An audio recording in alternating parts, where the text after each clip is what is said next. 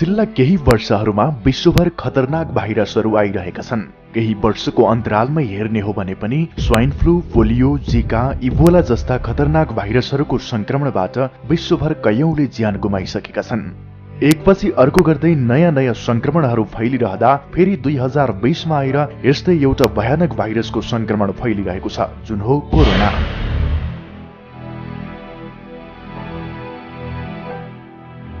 यो virus swine flu भन्दा पनि अत्यधिक खतरनाक छ। यस भाइरसको पहिचान भएको केही दिन मात्रै भएको छ, तर यसले विश्वभर तहल्का मचाइसकेको छ। यसैको त्रासका कारण विश्व स्वास्थ्य संगठन WHO ले पनि विश्वव्यापी स्वास्थ्य आपतकाल घोषणा गरिसकेको छ। WHO ले यसअघि सन् 2009 मा स्वाइन फ्लू, 2014 मा पोलियो, 2016 मा जिका र 2019 मा इबोला संक्रमण गरी 5 पटक विश्व स्वास्थ्य आपतकाल घोषणा गरिसकेको छ। र अहिले 2020 मा कोरोना भाइरस फैलिएपछि विश्व स्वास्थ्य आपतकाल घोषणा गरिएको छ। आजको यस विशेष श्रृंखलामा हामी कोरोना भाइरस के हो, यस भाइरसको संक्रमण कसरी फैलियो, यसबाट कसरी बच्ने लगायतका अनेक विषयमा जानकारी दिनेछौं।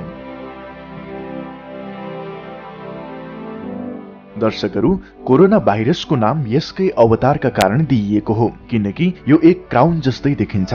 यसका सयौं प्रजातिहरू रहेका छन्, तर तीमध्ये हामीलाई नोक्सान पुर्याउने थोरै प्रजाति छन्। यो संक्रमण एक व्यक्तिबाट अर्को व्यक्तिमा हावाको माध्यमबाट फैलने गर्दछ। हाच्छिउ गर्दा, खोक्दा, नजिकै बसेर कुराकानी गर्दा लगायत अन्य विविध कारणले यो फैलने गर्दछ। हावाका माध्यमबाट फैलने हुँदा चीनमा यसबाट बच्न मास्कको अत्यधिक माग छ। मास्क नै अभाव हुन थालेपछि विकल्पमा चीनियाहरूले सुन्तोलाको बोक्रादेखि लिएर सेनिटरी प्याड समेत मास्कको रूपमा प्रयोग गर्न विवश भइरहेका छन्। चीनिया एयरपोर्टमा नागरिकहरूले कोरोना संक्रमणबाट बच्नको लागि अपनाएका यी फोटोहरू विश्वभर भाइरल बनिरहेका छन्। यी तस्बिरहरूबाटै थाहा पाउन सकिन्छ कि यो कोरोना भाइरस कति खतरनाक छ भनेर। हेर्नुस् त यी तस्बिरहरू।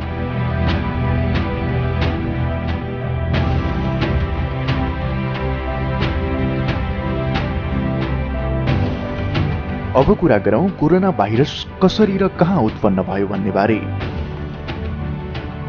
यो चीनको वुहान सहर हो। यहाँबाट नै कोरोना भाइरस फैलिएको मानिन्छ। यहाँ मासुको किनमेल हुन्छ।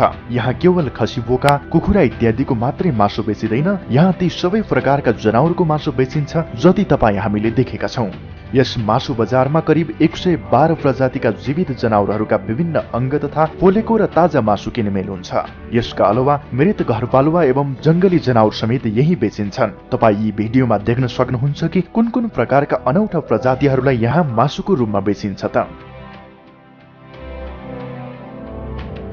अब तपाईँ आफै विचार गर्नुहोस् कि यी जनावरहरूबाट कति रोगहरू मानिसमा सर्लान्। यस्ता भयानक कीटजन्य र सामुद्रिक जीवको मासुबाट मानव शरीरमा भयानक कीटाणुहरू प्रवेश नगर्लान् त। वुहानमा अवस्थित यस मासु बजारमा ठूला ठूला जनावरदेखि अनौठा किराहरू समेत मासुको रूपमा खरिद बिक्री गरिन्छ। यहाँसम्म कि तपाईँ यस बजारमा भ्यागुता र सर्पहरूले भरिएका क्षेत्र देख्न सक्नुहुनेछ। बाहिरी देशबाट घुम्न जानेहरू यस बजारलाई दुर्गन्धित क्षेत्रको रूपमा चिन्दछन्। कोरोना भाइरस फैलिएपछि यो बजार अहिले पूर्ण रूपमा बन्द छ, किनकि वुहान शहरलाई नै कोरोनाको केन्द्रको रूपमा लिइन्छ। कोरोना फैलन पूर्व यस बजारमा विश्वभरका अनौठा प्रजातिका किरा फट्याङ्ग्रा, समुद्री जीव तथा जनावरहरूको मासु किन्नेहरूको भीड लाग्ने गर्दथ्यो, तर अब भने यो एकदमै सुनसान छ। यस बजारमा सबै प्रकारका किरा फट्याङ्ग्रा, जीवजन्तु, पशुपक्षी इत्यादिको मासु खुल्ला रूपमा बिक्री वितरण गरिने हुँदा सजिलै संक्रमण फैलन सक्ने निश्चित नै थियो। यहाँ माछाहरूसँगै विभिन्न प्रजातिका विषालु सर्प बेचिन्छन्। किलोको दरमा भ्यागुताका प्रजातिहरू बेचिन्छन्। मासुकै लागि विभिन्न जीवजन्तु तथा किरा फट्याङ्ग्राहरूका अनेकौं अंगहरू किनेर लैजाने तथा अन्य फोहोरको रूपमा खुलेआम फालिदा यो बजार निकै दुर्गन्धित छ। यही दुर्गन्धित क्षेत्रबाट भाइरस उत्पन्न भई काँचो मासुमा सरेको र सोही मासु मानिसले सेवन गर्दा संक्रमण फैलिएको प्रारम्भिक अनुमान छ। खास गरी यो भाइरस बिरालो, सर्प, भ्यागुता तथा चमेरोमा पाइन्छ।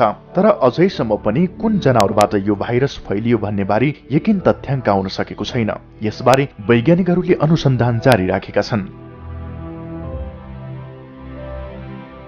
नेपालीहरूले खसी, बोका तथा ब्रोइलर कुखुराको मासु खाए जस्तै चीनियाहरूले केही यस्ता जनावरहरू खाने गर्दछन् जसको नाम सुनेर तपाईँ आश्चर्यचकित हुनुहुनेछ।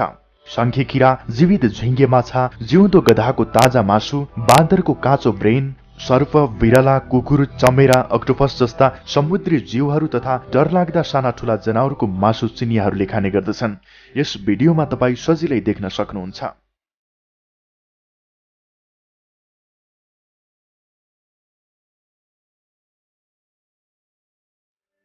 अब कुरा गरौं नेपालमा यस भाइरसको असर र सरकारी गतिविधि कस्तो छ त। नेपालमा सबैभन्दा पहिले माघ 10 गते चीनको वुहान क्षेत्रबाट स्वदेश फर्किएका एकजना युवकमा नोभेल कोरोना भाइरसको संक्रमण पुष्टि भएको थियो। त्यसपछि माघ 12 गते आइतबार थप 2 जनालाई कोरोना भाइरसको संक्रमण भएको आशंकामा टेकु स्थित शुक्रराज ट्रपिकल तथा सरुवा रोग अस्पतालमा उपचार थालिएको छ।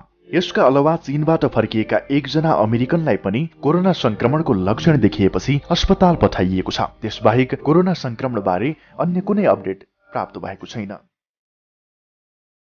नेपाल सरकारले चीनको वुहान क्षेत्रमा रहेका नेपालीहरूलाई नेपाल फर्काउने तयारी गरिरहेको छ। नेपाल फर्कनको लागि बेजिङ स्थित नेपाली दूतावासले सूचना जारी गरेपछि उद्धार गरिदिन आग्रह गर्दै 300 भन्दा बढी नेपालीले दूतावासमा निवेदन दिएको बताइएको छ। हाल नेपालबाट नेपाल वायुसेवा निगमको जहाज वा हिमालयन एयरलाइन्सको जहाज चार्टर गरेर चीनबाट नेपाली विद्यार्थीहरूको उद्धार गर्ने चर्चा छ। चीनबाट फर्काउन लागेका नेपालीहरूलाई राख्ने ठाउँ खोज्ने गृह कार्य सरकारले गरिरहेको छ। डाक्टरहरूको निगरानी सहितको विशेष ठाउँ चाहिने भएकाले त्यस्तो ठाउँ खोज्ने कार्य भइरहेको र कोरोना प्रभावित क्षेत्रबाट ल्याएका नेपालीहरूलाई घर पठाउनु अघि 2 हप्तासम्म निगरानीमा राखेर भाइरसको संक्रमण भए नभएको पुष्टि गर्नुपर्ने भएकाले त्यस्तो ठाउँ बनाउने कार्यमा सरकार सक्रिय छ। उता चीनको कुरा गर्दा चीनिया सरकारले पुरै शहरमा संकटकाल घोषणा गरिसकेको छ, जहाँबाट भित्र र बाहिर जान मनाही छ। चीनमा रहेका विदेशीहरूको स्वास्थ्यप्रति आफू सजग रहेको चीनिया सरकारको तर्क छ। अब कुरा गरौं यस संक्रमणका लक्षण तथा बच्ने उपायहरूबारे।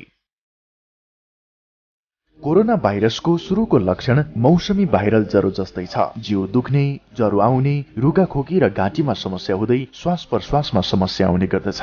भाइरस शरीरमा प्रवेश गरेको 3 देखि 14 दिनसम्ममा सामान्य समस्या देखिए पनि संक्रमण भने पुष्टि हुँदैन। औषधमा 6 दिनपछि रोगको लक्षण देखिन थाल्दछ। सामान्यतया स्वस्थ र वयस्क व्यक्तिलाई रोगले समाते पनि सामान्य उपचारमा निको हुन सक्दछ। बालबालिका, वृद्ध तथा अन्य रोगसँग लड्ने प्रतिरोधात्मक क्षमता कमजोर भएका व्यक्तिहरूको भने यस संक्रमणबाट ज्यान जाने सम्भावना अधिक रहन्छ। यस भाइरसबाट बच्ने उत्तम उपाय भनेको मेडिकल मास्कको प्रयोग गर्नु, साबुन पानी वा स्यानिटाइजरको प्रयोग गरी हात धुनु, भिडभाडबाट बच्नु, शंकास्पद बिरामीबाट टाढै बस्नु र शंकास्पद लक्षण देखिएमा अविलम्ब अस्पताल जानु नै हो। यदि तपाईँ दैनिक मासुजन्य खाना खानुहुन्छ भने तुरन्तै छोडिदिँदा राम्रो हुन्छ, किनकि यो भाइरस सबैभन्दा पहिले मासुबाटै फैलिएको हो। चीनले कोरोना नियन्त्रणका लागि के गर्दैछ त? चीनले कोरोना भाइरस उत्पन्न भएको शहर वुहानमा एउटा नयाँ अस्पताल बनाएको छ। कोरोना संक्रमितहरूको उपचारका लागि 8 दिनमा बनाएको 1000 शय्याको अस्पतालको सोमबार मात्रै उद्घाटन गरिएको थियो। यो एकदमै सराहनीय काम हो, किनकि यति ठूलो अस्पताल यति थोरै दिनमा बनाउनु सामान्य कुरा होइन। बिरामीको उपचारका लागि सुविधा सम्पन्न रहेको अस्पतालमा चिनिया सैनिकका 1400 बढी स्वास्थ्यकर्मी खटिएर दिनरात उपचारमा सक्रिय छन्। यस्तै चीनले 10,000 शय्याको अर्को अस्पताल पनि बनाइरहेको छ। कतै यो भाइरस फैलाउने गिरोह त छैन? केही दिन पहिले एउटा यस्तो अफवाह फैलियो कि चीनमा यस भाइरसलाई कुनै एक भूमिगत गिरोहले फैलाइरहेको छ। यदि तपाईले रेसिडेन्ट एभिल मुभी हेर्नु भएको छ भने तपाईलाई थाहा होला कि त्यसमा एउटा अम्ब्रेला नामक संगठन छ, जसले एक भाइरसको उत्पादन गर्दछ र पुरै विश्वभर फैलाइदिन्छ, जसबाट करोडौंको ज्यान जान्छ। यही संगठनको जस्तै लोगो देखाइएको चीनमा पनि एउटा ल्याब छ, जुन फिल्ममा देखाएको अम्ब्रेला कर्पोरेसनसँग मिल्दोजुल्दो छ। यो ल्याब त्यही ठाउँमा बसेको छ जहाँबाट कोरोना भाइरस उत्पन्न भयो। आजसम्म अफवाह सुनिए तापनि यस कोरोना भाइरसको उत्पादनमा यही संगठनको हात छ भन्ने ठोस प्रमाण भने मिल्न सकेको छैन, तर आशंका भने सबैले गरिरहेका छन्।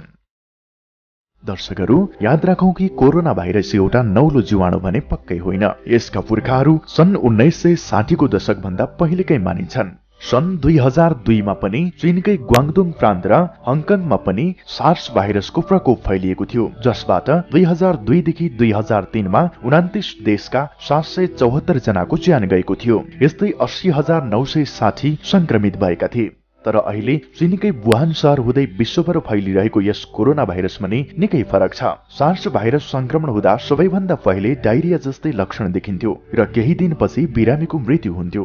तर कोरोना भाइरस मानिसहरूलाई बिस्तारै तडपाई मारिरहेको छ। अब यसबाट बच्नको लागि तपाईँ हामी सबैले सजग हुन जरुरी छ। दर्शकहरू, आजको श्रृंखला तपाईलाई कस्तो लाग्यो हामीलाई कमेन्टमा अवश्य बताउनुहोला। साथै आजको यस श्रृंखलालाई जति सक्नुहुन्छ त्यति शेयर गर्नुहोस् ताकि कोरोना भाइरस बारे सबैलाई जानकारी होस्। आजको लागि यति नै। अर्को भिडियोमा अझै रोचक तथ्यहरू लिएर आउनेछौं। तबसम्मका लागि नमस्कार।